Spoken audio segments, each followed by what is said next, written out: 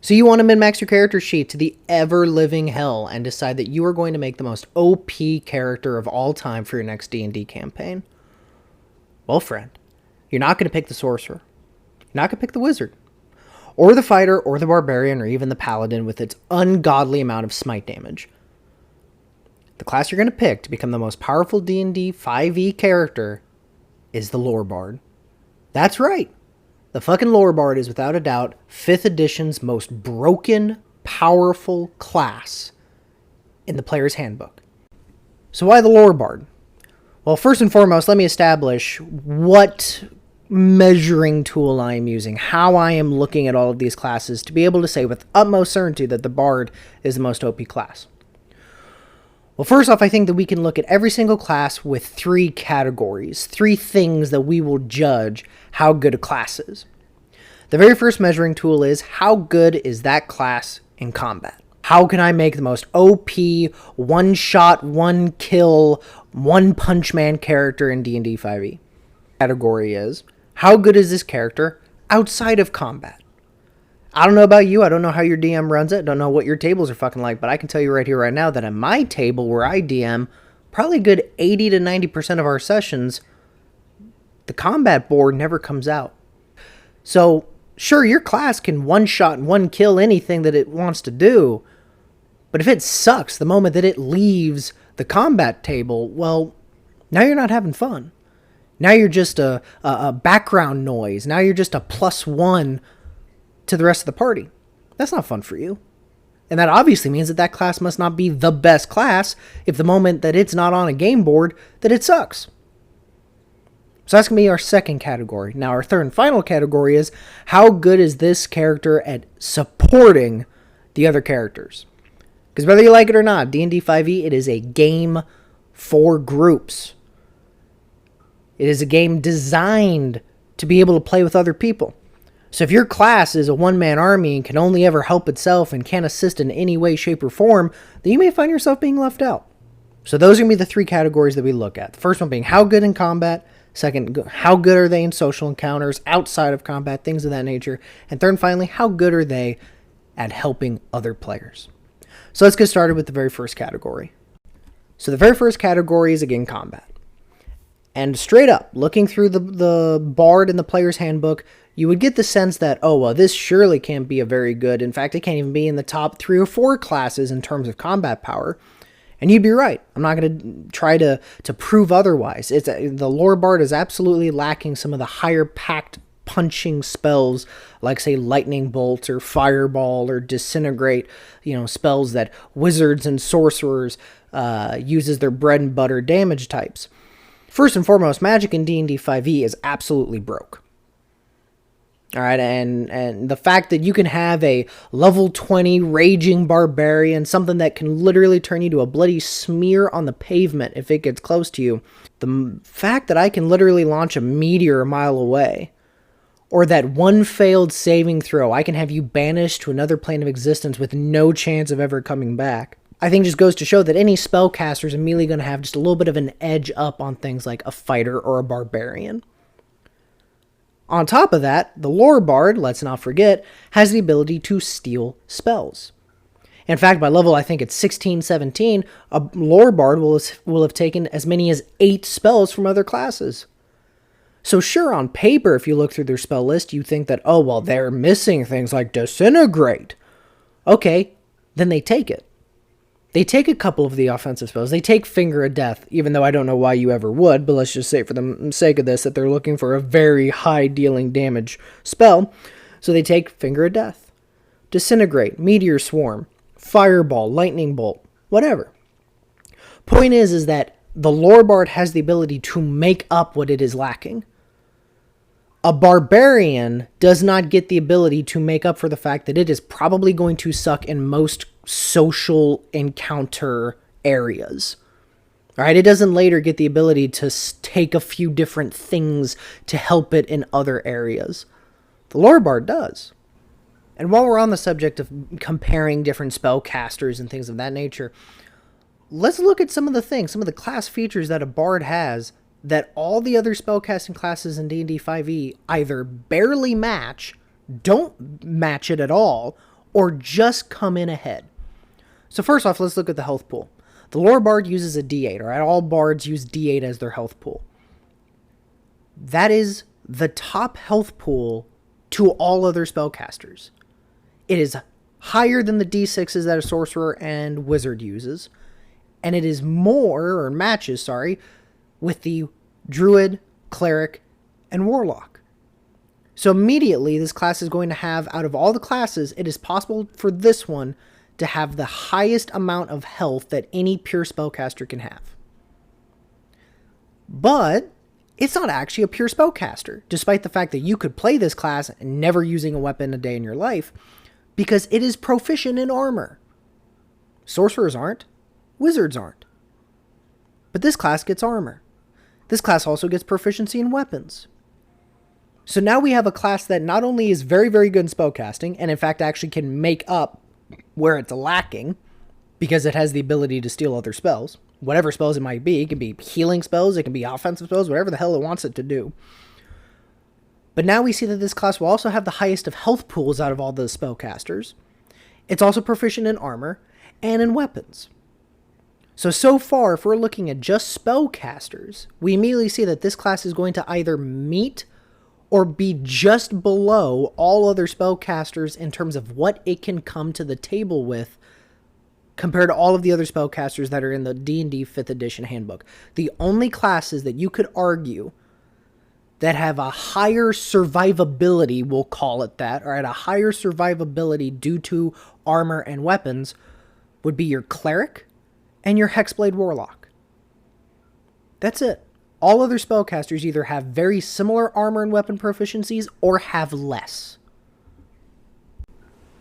So with all of these things combined, I think it is easy to say that due to its higher health pool, its ability to use armor and weapons, and the fact that it gets to make up where it lacks by stealing spells from any class that it wants, cleric or druid or wizard or sorcerer, I think it is easy for us all to say that the lore bard comes in at a solid 4 out of 5 in combat.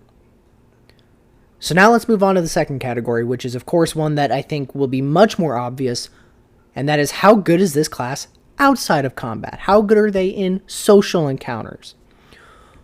Well, I think it is easy to fucking see here that it is literally the best class in D&D 5e outside of combat. Well, how do you say that? Well, 3 things in particular. First and foremost, the bard is one of the few classes that gets this little thing called expertise, which means that at 10th level, alright, your first 2 come in at 3rd, your last 2 come in 10th, which means by 10th level, 4 of your skills are going to have expertise. Which means you're going to be a god in whatever 4 things you want to be at. But it's not done yet. Because this class also has this little thing called the Jack of all trades. Which means that starting at 2nd level, you get to add half of your proficiency bonus to any ability check that you make that doesn't already include your proficiency. Which means you're either a god at 4 things, really good at a few other things, and then not bad at everything else. The whole point of D&D 5e's skill check and ability sheets, according to 5th edition anyway, is the idea that classes are going to be good at certain things and bad at others. You have to choose. If I roll up a barbarian or a paladin or a sorcerer, I'm going to have to decide, okay, which of these skills am I going to be good at and which one of these skills am I going to be shitty at? What am I going to have to rely on my party to do to make up for my lack of it? But not the bard. You as a bard will be able to make anything that you want to be either godly, pretty damn good, or at the very least, not bad. Combine all of this with the fact that the bard is a charisma-based spellcaster, means that you won't be sacrificing ability points or your skills by having to choose between putting lower numbers, dump stats, into things like charisma. For instance, let's say that you decided to roll up a cleric. Okay. Well, if you're going to go cleric, you're probably going to put your highest stat in wisdom. Your second stat probably going to be in either constitution or strength, depending on what kind of cleric you're going with. And then your third is probably going to be either strength or constitution or dex maybe. And then your last 2 or 3 dump stats are going to be probably your intelligence, your charisma, and your dex. Same with your wizard. Your probably highest stat's going to be intelligence. Your next stat's probably going to be your constitution. Your next highest stat's probably going to be dexterity to help with your mage armor. And then your dump stats are going to be your strength, your charisma, and your wisdom. Which means that your wizard, unless you roll real well, is probably going to be very, very good in combat and very, very good in the knowledge and lore sides of D&D. But the moment that it comes into social game, the moment that it comes into being persuasive or deceptive or being able to move in groups and taking part in different social encounters, the lore bard shines above all other spellcasters. So when it comes to my second category of how good is this class outside of combat, easy, 5+ out of 5. And now we get to our third and final category, which is, of course, how good is this class at helping others? And I think I can answer that by saying one single word. Inspiration. That's right. No other class in D&D 5e has the ability to just hand you a D10 or a D12 and say, hey, next time you want to make an ability check, use this. No other class has that assistance. On top of that, that spell list that in our first category was kind of a hindrance, that lack of offensive spells. Okay, well, why were we lacking offensive spells? Because most of the bard spell list is support. Invisibility, teleport, locate creature, modify memory, dimension door, misty step, all of these spells that the bard just excels in are designed to either assist other people or get them out of the way of others. The bard class is designed to be support while at the same time making up where it should be lacking. This is how come out of 15 possible points, the bard is easy 14 out of 15. It makes up where it's lacking in combat, it is easily the god of social encounters, and it is easily the best class that can support other classes. The only class you could argue as being a better support than a bard is a cleric in my book, and that's because of the healing. But we could fire right back to that statement as saying, well, unless you were a ding-dong and decided to use all 8 of your stolen spells, your 8 spells that a lore bard gets to swipe from other classes, unless you used all 8 of those on offensive spells, then just swipe something like Mass Cure Wounds, Heal, Raise Dead, Mass Heal if you're a high enough level.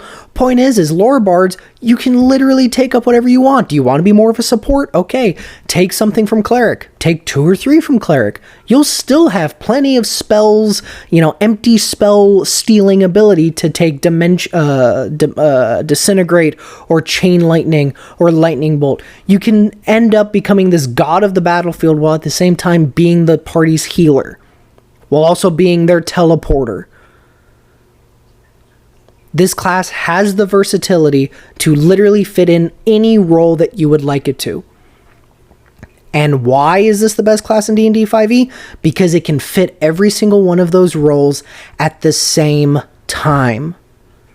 With 8 spells that you can steal from anything, you can be the party's healer while also doing massive damage, while also being the party's stealth, scouting, pickpocketing person.